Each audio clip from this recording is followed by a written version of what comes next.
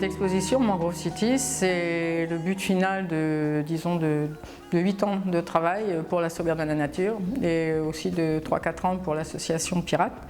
Et donc le but, c'est un constat sur les mangroves, l'état des mangroves actuels en 2014. On est sur le cric de Déama, on est parti pour une balade de 5 km aller-retour, 2,5 km. Et 2,5 km, on va aller vraiment au cœur de la zone de cette grande zone de mangroves qu'on a ici sur la commune de Bouloux-Paris. Alors ici, l'IRD a fait des études et des recensements de la biodiversité, que ce soit animale ou végétale. En effet, vous avez vu comment les racines en arceaux, enfin en échasse se développent. Ça fait comme des mini-prisons. Bien, dans ces mini-prisons vont venir se reproduire les poissons du lagon. Les poissons du lagon vont venir dans les mangroves déposer leurs œufs. Et les petits poissons en fait vont naître dans la mangrove. C'est comme une nurserie, c'est la nurserie en fait du lagon. Maintenant, les mangroves sont habitées. À un certain endroit, c'est une situation très critique sur le plan sanitaire. C'est vraiment quelque chose de catastrophique dans Nouméa, quoi. Et donc, c'est une cité dans les mangroves. Donc voilà, l'idée est venue de l'appeler Mangrove City. Pourquoi on s'est arrêté ici, André? C'est pour observer un peu si on voit un peu des petits poissons dedans. D'accord. Ici, on en voit là. Ils sont là. Je les vois. Ah ouais. C'est quoi vos poissons, ça? C'est les petites sardines. C'est dans les endroits comme ça là que tu peux les observer. C'est pour protéger des grands prédateurs, les gros poissons. Ok, ils se mettent entre les racines. Ils se mettent entre les racines, comme ça. Ça les protège. Ça les protège.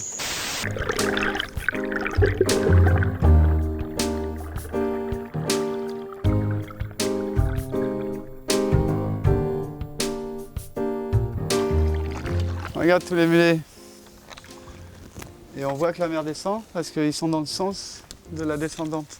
Tout le long, on a plein. Ah oui, c'est la mulets. base alimentaire de tous les carnassiers qu'on peut trouver ici. Hein.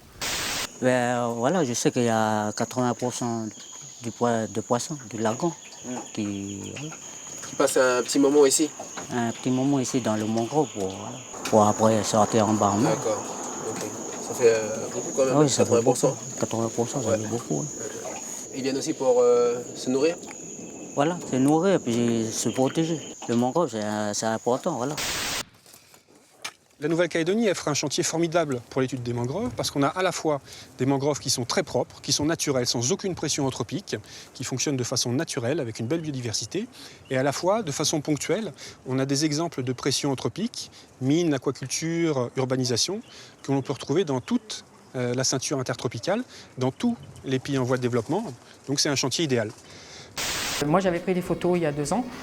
Et Stéphane, en tombant sur les photos, en regardant les photos, il a eu la même réaction que moi, c'est-à-dire qu'il faut faire quelque chose. On ne savait pas quoi, mais donc il fallait démarrer. Et le mieux, je pense que c'était d'amener l'image au public.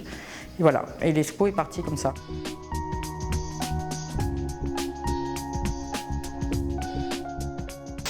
C'est ma passion, les reflets. Hein. Partout où je vais, j'essaye de trouver des reflets, quoi.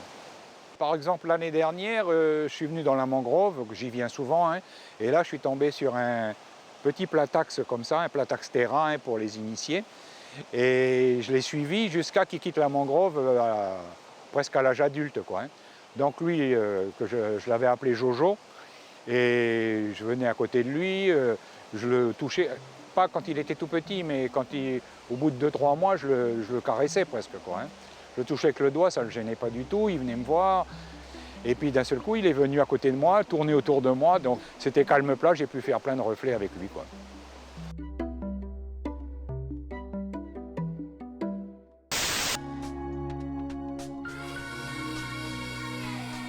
Dans certaines photos de l'expo, il y en a vraiment certaines qui nous ont tenu à cœur. Donc celle-ci, je pense que je ne dirais pas que c'est la plus jolie, mais c'est la plus sensible pour nous. C'est la personne qui est dans le squat de Coca-Cola. C'est la plus ancienne, je pense, qui nous a reçus à bras ouverts et qui a tenu absolument à ce que le photographe la prenne avec ses objets les plus chers chez elle. Donc c'est vraiment très particulier comme photo. Et on a passé des moments sensationnels avec elle. Elle nous a raconté la vie du squat et je crois qu'on va pouvoir en faire un livre des histoires qu'elle nous a racontées. Un petit trésor, moi je l'appelle. Regarde. Waouh. Les huîtres. C'est une huître plate de Palétuvier. Une huître Une plate. pintadine. Pintadine. Ouais. Alors elles vivent en grappe sur les racines de palétuvier rouge comme ça. Toujours à la limite des eaux de basse mer. Ça devient de plus en plus rare parce que c'est pêché et vendu, on les trouve dans le commerce maintenant. Donc il y a un temps pour les ramasser. Voilà, il y a des réglementations, il y a un temps. C'est fermé 9 mois sur 12. Ok. Donc celle-là. Voilà, on va la remettre. Allez, on va la remettre ici. Yes. Elle va être bien. Et puis bien, je vais t'emmener, on va continuer un tout petit peu, on va les dégourdir les jambes, on va pouvoir descendre des paddles.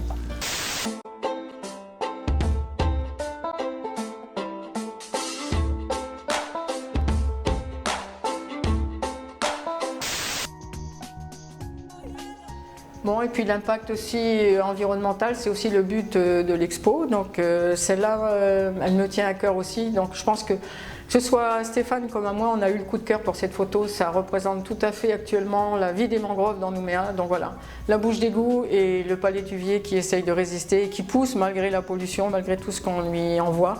Et là, franchement, on n'a pas pu résister tous les deux. On a dit, ça, c'est la photo qui va parler d'elle-même. Donc voilà, elle est là pour ça. C'est sur vraiment le volet environnemental, au secours, SOS Mangrove. C'est tout à fait ça. La mangrove a un écosystème menacé et plus on pourra montrer qu'elle est utile pour les populations locales, pour la préservation de l'écologie des littoraux tropicaux, et plus il sera facile de la préserver. Aujourd'hui, nous sommes dans la mangrove, au milieu des palétuviers à échasse. À la recherche d'un petit bijou de l'évolution du monde animal, qu'on appelle le périophtalme. Tiens, approchons-nous, je crois que nos crabes violonistes sont là. On va essayer de s'approcher tout doucement parce que comme ils sont sensibles à la moindre des vibrations, ils risquent après de se cacher dans leur terrier. Alors sur Terre, on estime qu'il y a environ 7000 espèces de crabes. Et concernant nos petits crabes violonistes qui sont partis se planquer, eh bien on estime qu'il y en a une centaine. Ils sont apparus, les crabes violonistes, on estime vers 50 millions d'années, dans une mer qui était une mer très peu profonde qu'on appelle la Thétis. Il y a 2 œufs. Voilà, c'est le suceur, là, on dit le suceur. Oui, c'est ça. Le suceur, là. Non, à la langue, on dit tilette. Tilette. Les poissons sauteurs, ils vivent dans les zones tropicales, en fait, ils vivent dans les mangroves justement, mais on peut en trouver partout dans toutes les mangroves du monde en fait. Donc ici on a une certaine espèce de poisson sauteur, mais il en existe plein d'autres. Il existe 18 espèces, dont l'origine est très probablement l'Indonésie, vu que c'est là qu'on a la plus grande richesse spécifique, donc le plus grand nombre d'espèces présentes.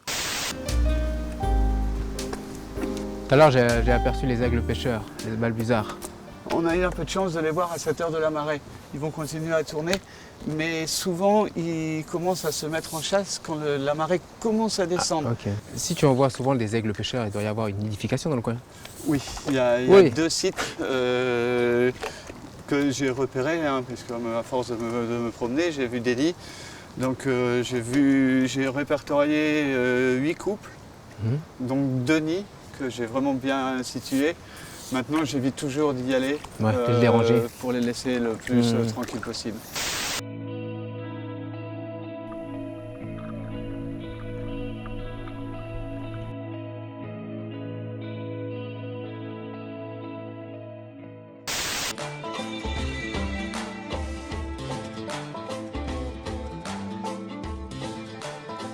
Les crabes dans la mangrove vont occuper une répartition spatiale. Et on va s'apercevoir que on va avoir des tout petits crabes violonistes qui vont vivre dans les endroits un petit peu vaseux mais durs, en bordure de mangrove. Et plus on va s'enfoncer dans la mangrove, là où il y a dans les racines des mottes de vase, on va retrouver d'autres espèces. Et ces crabes-là sont vraiment originaux et c'est pas évident toujours de les reconnaître parce que comme on peut le voir, ils se camouflent très rapidement. Alors on va essayer d'aller en chercher d'autres.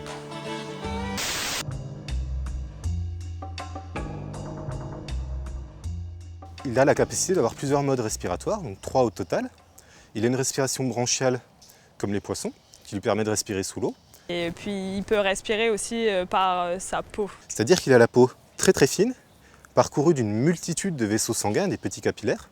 Et ça lui permet d'avoir un échange gazeux avec l'atmosphère, avec l'air extérieur, et il peut capter de l'oxygène de cette façon. Alors ces vaisseaux sanguins ils se situent surtout au niveau de la queue et à l'arrière de la tête, là. Mais pour faire cet échange gazeux, il faut à tout prix que son corps reste totalement humide ou boueux.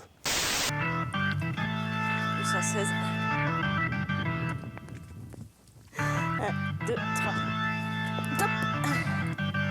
On fait des carottes de sédiments, on prélève les sédiments, on extrait, on analyse avec différents analyseurs spécifiques et on peut déterminer la concentration en métaux lourds qu'il y a dans les sols de mangrove. Et on peut faire la même chose pour les eaux qui sont dans les sols.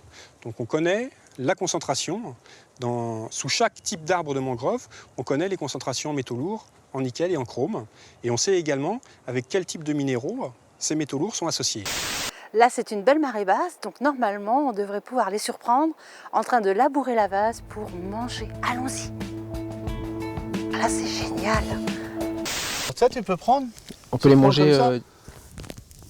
Tu prends la petite pousse verte. Ouais. Ici, la petite pousse verte, elle est. Moi, je passe un petit coup pour enlever un petit peu le petit. Et après, moi, je grignote comme un lapin. Fais bien le lapin. Comme le lapin avec la carotte.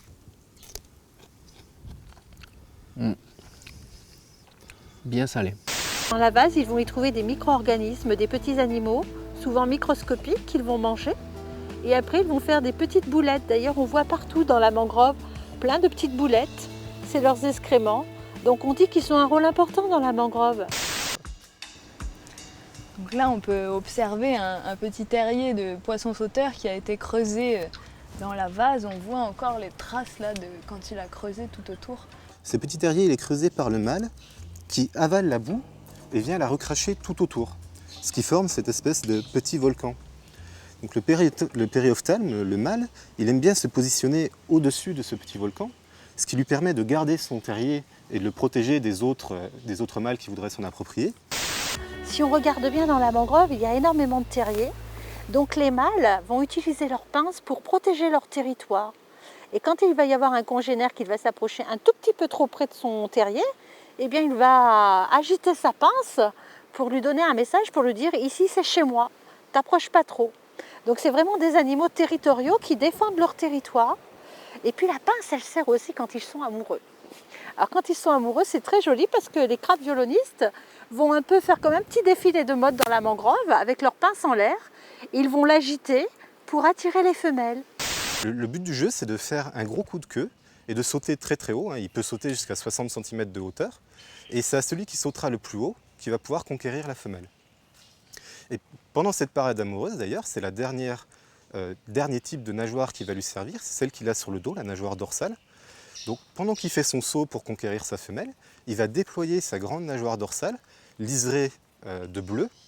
Et c'est celui donc qui va finalement sauter le plus haut et qui va arborer les plus belles couleurs, qui va pouvoir ramener la femelle dans son terrier.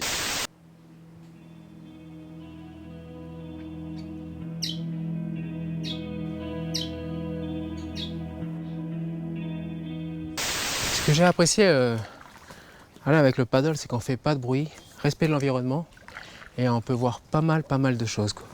Ouais, ça donne une approche différente de la nature. En tout cas, merci beaucoup Alain pour cette belle balade.